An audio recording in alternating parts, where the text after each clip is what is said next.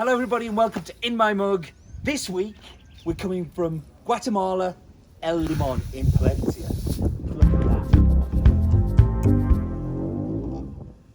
that. So we've been working with the Reyes family here in Guatemala in Palencia in Limon for around about 7 years now. When we started, it was a very small amount of the coffee from the farm, very tiny amounts. We've grown it because you guys have loved it. And it's grown and grown to the point now where we're actually buying everything from the farm. With the cooperation with Ozone, they're buying some of the estate grades and then some of the more specialist lots, and then Has Been is buying the single varietal, single coffees that are amazing. All of the work is because of this man here. This is Felix. Felix is Hola, a bit of a Felix. hero. Say hola, Felix. Hola, hola. Hola. All the people in Inglaterra. So. Okay. Hi everybody in England. Yeah, here's the generations of Reyeses. But when we started working with the farm, we were working with just like very small bags. Now we're kind of working much closer. We're sending containers to New Zealand, to London, and to Has Been in Stafford, which has just meant that we can build the relationship and work closer with these guys, which was always the aim at the beginning. Gracias. Gracias. Gracias. Gracias. Fantastic times when I could be in a different country. As I'm still in isolation, it's time for us to get out animated Steve that's going to tell you a little bit about this week's coffee.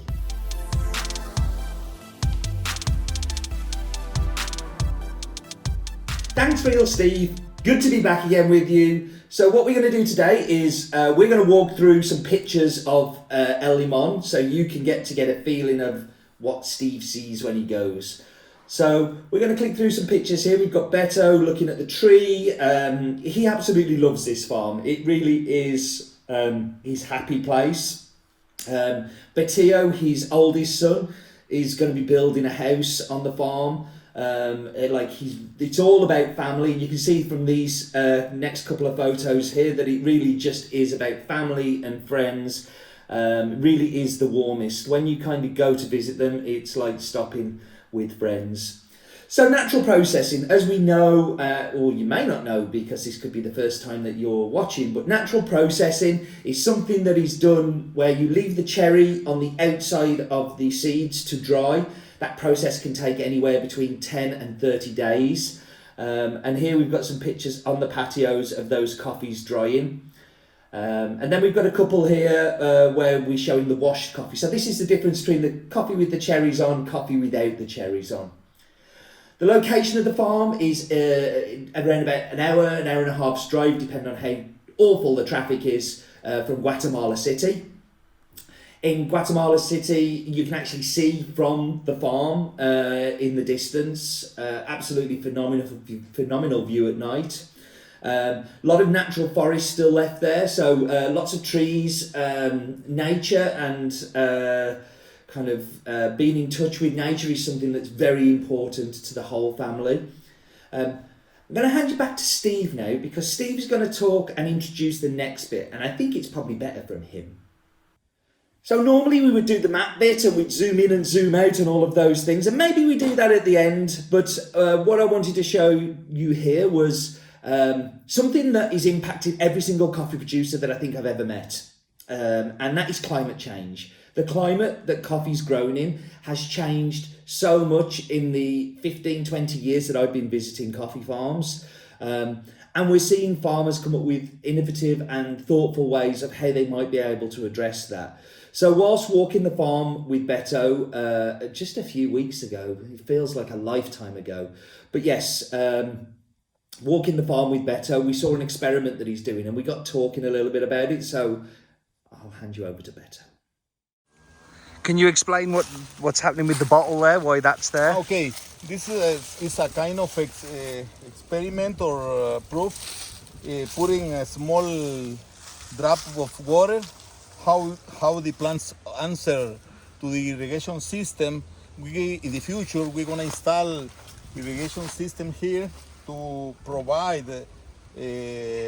water to them. This is just a proof how the plants is answering, but in the new shades,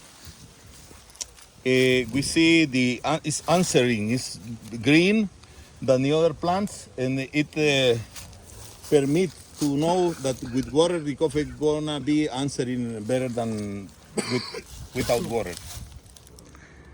And the irrigation system, you'll take that from the water source that you've got at the top and it will feed down the mountain? We have water tanks over there from the winter, and we're gonna live by gravity through here, and we're gonna put pipes in all of the lines, and by drops we're gonna feed with water and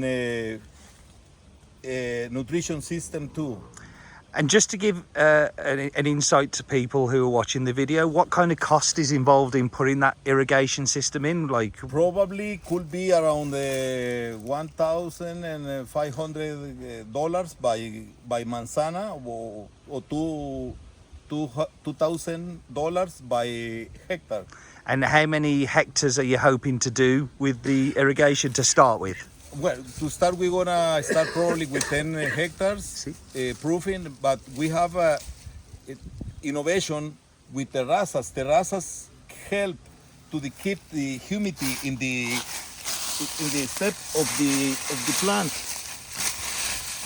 The terrazas permit keep humidity down of the plant. With water on the step, we're gonna get humidity, and he doesn't need a lot humidity to answer. As you see, the plant is preparing for the next harvest. This is a small flower in the future, but he's starting to prepare for the next harvest. But terrazas answer very, very well, help to soils conservation and get more production for the farm.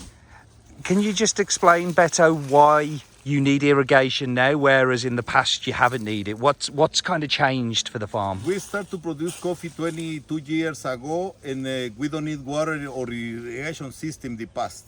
But the global change weather is changing the conditions to produce coffee, but we must to apply irrigation system if we want to continue producing coffee. Probably if we don't apply irrigation system, we can lose the production of coffee. That's why we are applying irrigation system. Is necessarily to continue in the business. But the way that you're taking the water, it's not like you're taking water from the town or whatever. This is sustainable and in a way that is allowing you to do farming, but still protect the environment. The farm is completely environment friendly. That's why we used to keep all of the water of the rain in the winter, but we have a small water. I don't know how do you say the water who is naturally come from the Like the sort of like a spring, like a water spring naturally, and then we build big tanks to keep the water and use pipes to bring to irrigation system. It's from the farm, the water. It's not the public system. I know that. I just want the people at home to understand that too, that this is about, you're not being terrible to the environment. Actually, this is responding to the environment and taking what's there to keep producing coffee. The environment is not a chance, it's no opportunity. We need to do things to help us to keep the system environment. We don't hunt the small animals who are in the farm. We keep all of the water as is possible. We use less water to the process in the wet melt, and it's very important to be environment. We plant trees as be possible in all of the farm. If we don't have trees, we can lose the system, the production. Not for us, because probably we don't gonna stay in the world too much years.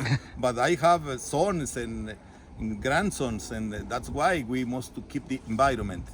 San Patricio Limon is environment friendly. Perfect. Gracias. Okay. I just thought that was just so, like, we didn't plan to record it. We started to talk about the experiment. Went, whoa, stop, and just recorded it. And Beto is like, yeah, he's a hero, superstar. So this week I've got my 3FE mug. Um, so I think this coffee like is for a natural. It's not big. It's not crazy kind of like in your face flavors, but it is still very obviously natural. And the best descriptor I found for this, it's like posh apple pie. So it's not apple pie you make at home. It's like, you know, with grated lemon zest on top and a little chunk of brandy butter sat on the side of it. And, you know, like just like going to really posh restaurants and having posh apple pie. It's got that kind of stewed apple, a little bit of sweetness, but not like homemade apple pie that's going to be covered in white sugar and things. It isn't like that. It's much more kind of zesty, crisp pastry. That stewed apple, posh apple pie. Hope you're enjoying the new format, and welcome to my humble abode. I really hope that you're keeping safe and well, and your families too. These times are really tough on us all, and I kind of I just hope that everybody is really well. We are still sending out coffee. We are making sure the team are super safe. That is our number one priority. And if anything like that changed, but we have really good distance between everybody. We've half the teams, so they're doing 3 days on, 4 days off, to make sure that they're kept apart and they've got that space to move around. So please don't worry about them. I hope you enjoyed this week's coffee. I really enjoyed it. I think it's lovely to do a natural. We haven't done one for quite a while. I hope to see you next time. And do remember, life is too short for bad coffee or posh apple pie.